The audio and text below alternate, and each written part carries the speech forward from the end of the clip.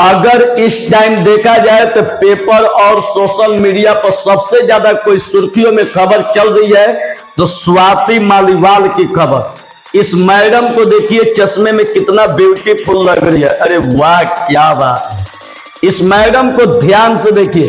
पहले इस मैडम के बारे में बता देते कि पहले मैडम है कौन, तब इसके बारे में आते हैं कि आखिर इस सुर्खियों में क्यों बनी हुई है, इसके पीछे लॉजिक क्या है। पहले स्वाति मालीवाल के बारे में खुलकर बताते हैं कि इन्होंने आखिर कैसे इतना आगे बढ़ा।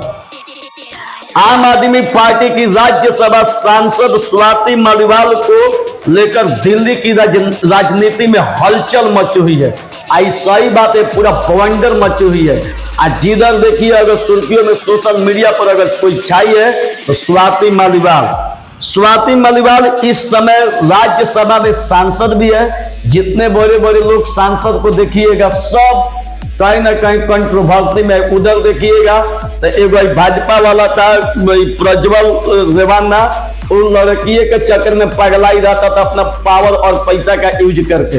तो जितने बड़े पैसा वाले, चूंकि एगो बात समझने वाली है कि किसी बूढ़े बुजुर्ग ने बोले हैं कि दुनिया में सूर्य का गर्मी हर कोई बर्दाश्त कर लेता है, लेकिन पैसों की गर्मी हर किसी से बर्दाश्त नहीं होती है। और यही कारण है इस सब सांसद वालों को, क्योंकि इन लोग को पावर और पैसा इन लोग से बर्दाश्त नहीं होता है तो लड़कियों को खिलौना बना देते हैं। अब ई मैडम की क्या करतूत है, अब इसको डिटेल से बताते हैं। पहले इसको बता देते हैं कि मैडम है कौन। इन्होंने इंडिया अगेंस्ट करप्शन आंदोलन की सदस्य से लेकर राज्यसभा सदस्य बनने का सफर तय किया है। तो चलिए इसके बारे में डिटेल करके बताते हैं। स्वाति मालीवाल एक सॉफ्टवेयर इंजीनियर है। सामाजिक कार्य करने के लिए वो पहले टीचर बनी थी। आज टीचर का जो पद होता है एक गरिमामय पद होता है, लेकिन इन्होंने क्या किया एकदम इसी वीडियो में बताते, शुरू से अंत तक देखिएगा। एक वक्त वह गरीब बच्चों को पढ़ाती थी। बेहद कम उम्र में ही वो इंडिया अगेंस्ट करप्शन आंदोलन की सबसे कम उम्र की सदस्य भी बन गई थी। और इसी के बैनर तले जन लोकपाल आंदोलन शुरू हुआ था और इस आंदोलन के बाद आम आदमी पार्टी का गठन हुआ था, जिसके प्रमुख अरविंद केजरीवाल है। 2015 में स्वाति मालीवाल दिल्ली महिला आयोग की प्रमुख बनी थी। हाल ही में आम आदमी पार्टी ने इन्हें दिल्ली की राज्यसभा सीट के लिए हुए चुनाव में अपना उम्मीदवार बनाया था और उन्होंने 31 जनवरी को राज्यसभा के सदस्य के तौर पर शपथ ली थी। इन्होंने सबसे कोई अगर घिनौना काम किया या सही काम किया, अब इसकी भी हम जानकारी ले रहे हैं। लेकिन इन्होंने जो अपने पिता के ऊपर आरोप लगाया, देखिए इन्होंने अपने पिता के ऊपर कौन से आरोप लगाई, ये तो जांच का विषय है।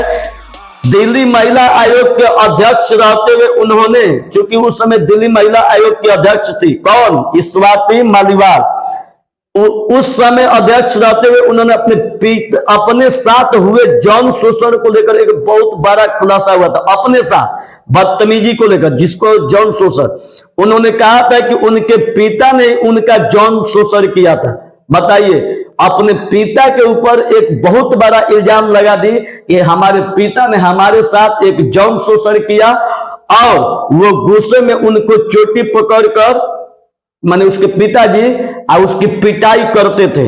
इस वजह से वो कई बार डर कर पलंग के नीचे छिप जाती थी। उन्होंने कई रात ऐसे छुप कर बिताई है। उन्होंने आगे कहा कि जब तक वो अपने पिता के साथ रही तब तक कई बार ऐसा हुआ था। अब आगे आप खुद समझदार है क्या हुआ था नहीं हुआ था, लेकिन सच्चाई यह भी है ये बड़े बड़े लोग पॉपुलैरिटी को पाने के लिए, कंट्रोवर्सी में आने के लिए, खूब हाईलाइट होने के लिए इस तरह के कंट्रोवर्शियल बयान देते रहते हैं। चूंकि अपने को आगे बढ़ाने के लिए इंसान इतनी हद तक गिर सकता है कि वह किसी के साथ कोई भी इल्जाम लगा सकता है। अभी जांच का विषय है, सच क्या है कि उसके पिता उसके साथ जौन शोषण करते थे नहीं करते थे, ये जांच का विषय है।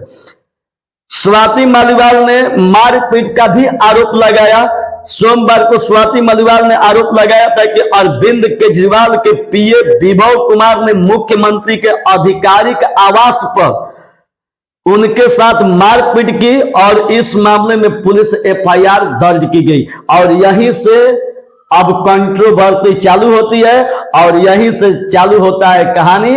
और विभव के साथ जो होता है, इसी के साथ स्वाति मलिवाल हाई पेपर के फ्रंट पेज और सोशल मीडिया पर छा जाती है। स्वाति ने दिल्ली पुलिस को जो शिकायत दी है उसमें बेहद गंभीर आरोप लगाए हैं।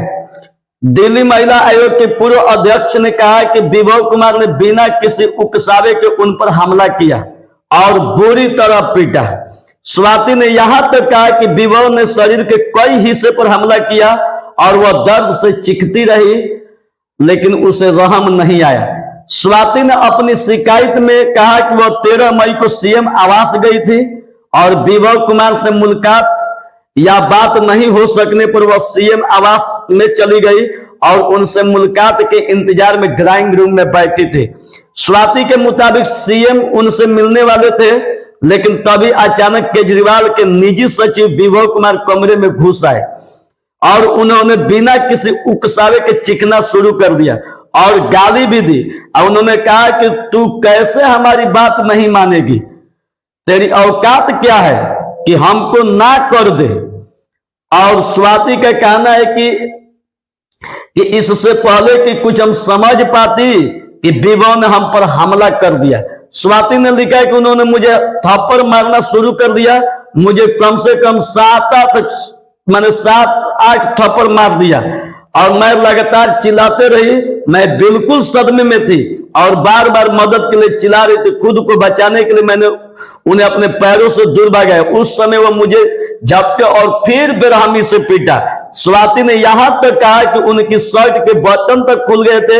इसके बावजूद विभव ने नहीं रुके और एफआईआर में जो स्वाति ने जो बात कही, आरोप लगाया कि उनकी छाती और पेट पर भी मारा और साथ साथ प्राइवेट पार्ट पर भी मारा।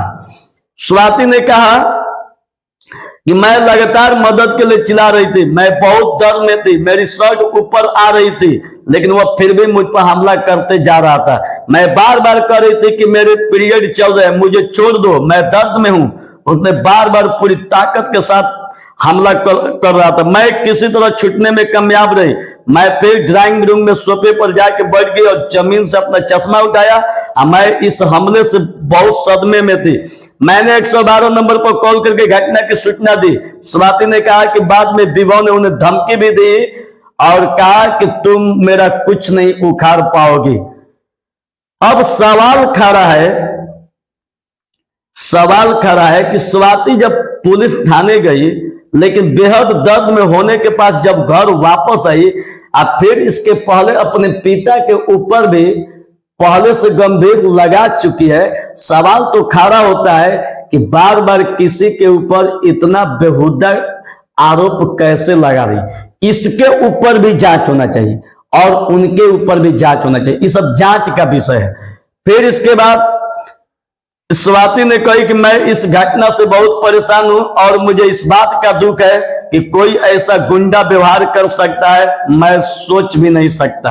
मैं पूरी तरह से टूट गई। मुझे खुद को संभालने और लिखित शिकायत के माध्यम से मामले की रिपोर्ट करने में 3 दिन लगे। मैं आपसे अनुरोध करता हूं कि कृपया इस कंप्लेन के मामले में सख्त से सख्त कार्रवाई की जाए।